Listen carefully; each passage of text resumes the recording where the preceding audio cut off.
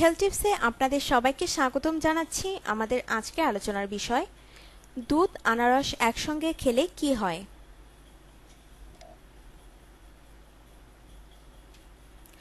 সাধারণত মানুষের মধ্যে একটা ধারণা রয়েছে যে আনারস এবং দুধ একসঙ্গে খাওয়া উচিত নয়, খেলে তা নাকি বিষ হয়ে যায়। বিশেষ করে মায়েরা তাদের সন্তানকে কখনোই দুধ এবং আনারস একসঙ্গে খেতে দেন না। তবে মজার ব্যাপার হলো এসব ধারণার কোনো বৈজ্ঞানিক ভিত্তি নেই। বেশিরভাগ ক্ষেত্রে দেখা যায় অনেক বাড়িতে ও হোটেলে বিভিন্ন ফল দিয়ে যেসব ডেজার্ট তৈরি হয় তাতে মৌসুমী ফল হিসেবে আনারস থাকে। একই সঙ্গে রাখা হয় দুধে তৈরি নানা উপাদেয় খাবার।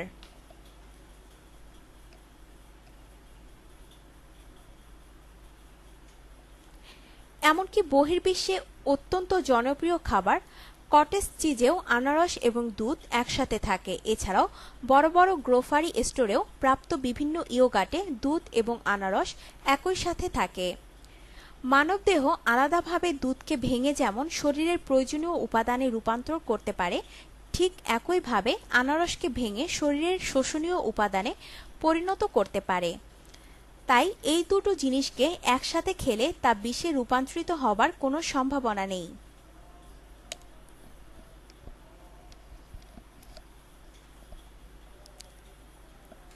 দুগ্ধজাত খাবার এবং আনারস একসঙ্গে আহারে যেমন অসুবিধা হয় না, তেমনি দুধ ও আনারস একসঙ্গে খেলেও সমস্যা হয় না।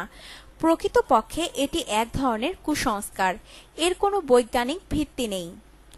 বঙ্গবন্ধু শেখ মুজিব মেডিকেল বিশ্ববিদ্যালয়ের মেডিসিন বিভাগের ডিন অধ্যাপক ডাক্তার এ.বি.এম. আবদুল্লাহ বলেন, আনারস ও দুধ একসঙ্গে খেলে বিষক্রিয়া হয়ে কেউ মারা যায় এই ধারণা ভুল। এগুলো এক ধরনের ফুড ট্যাবু বা খাদ্য কুসংস্কার।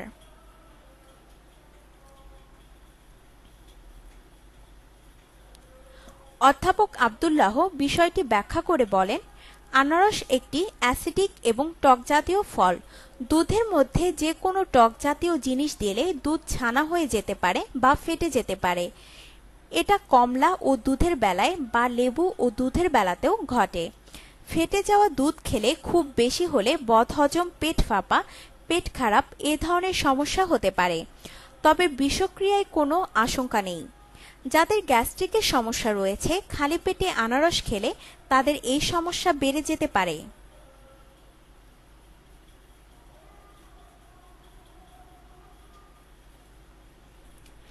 একই বিষয়ে হলি ফ্যামিলি মেডিকেল কলেজের রেজিস্ট্রার ও মেডিসিন বিভাগের ডাক্তার মোমেন বলেন, এমন কখনো দেখিনি যে দুধ আনারস একসঙ্গে খেলে মানুষ মারা গেছে। এটা একটা কুসংস্কার। আমরা তো অনেক সময় ডেজার্ট, কাস্টার্ড বা স্মুদিতে আনারস দুধ একত্রে মিশিয়ে খাই। এগুলো খেলে তো কোনো সমস্যা হয় না।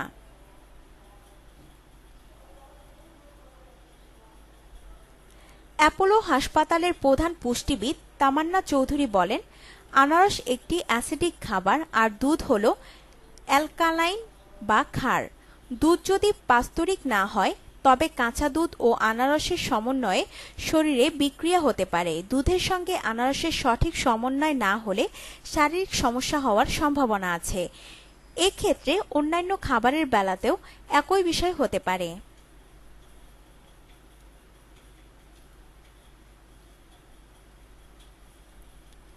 তামান্না চৌধুরী আরও যোগ করেন, আমরা বিভিন্ন সময় pineapple custard, dessert, pineapple smoothie, pineapple milkshake, pineapple salad, pineapple yogurt ইত্যাদি খাই। এতে সমস্যা হয় না, কারণ এগুলোর মধ্যে খাদ্যের সঠিক সমন্বয় থাকে এবং নিয়মমাফিক বা সঠিক নিয়মে বানানো হয়। আর হয়তো এক গ্লাস দুধ খেলেন, পাশাপাশি আনারস খেয়ে নিলেন, তাহলে সঠিক খাদ্যের সমন্বয় হয় না। এক্ষেত্রে সঠিক সমন্বয় না হওয়ার ফলে পাতলা পায়খানা, বদহজম, অ্যাসিডিটি ইত্যাদি সমস্যা হতে পারে। তবে বিষক্রিয়া হয়ে মৃত্যু হওয়ার আশঙ্কা নেই।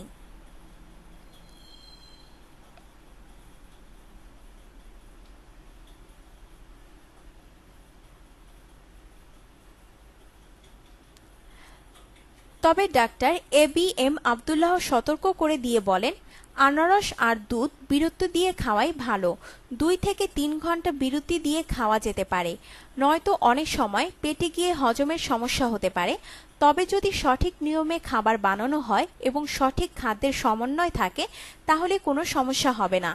দুধ ফুটিয়ে নিলে বা প্রসেস করে নিলে টক্সিটিক বিষয়টি আর থাকে না, তখন খাওয়াও যেতে পারে।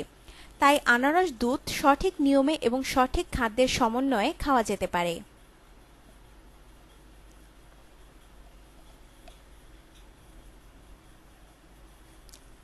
আপনার জীবনকে আনন্দময় করে তুলতে এবং বিভিন্ন স্বাস্থ্য টিপস ও পরামর্শ পেতে আমাদের চ্যানেল সাবস্ক্রাইব, লাইক ও শেয়ার করবেন। ধন্যবাদ।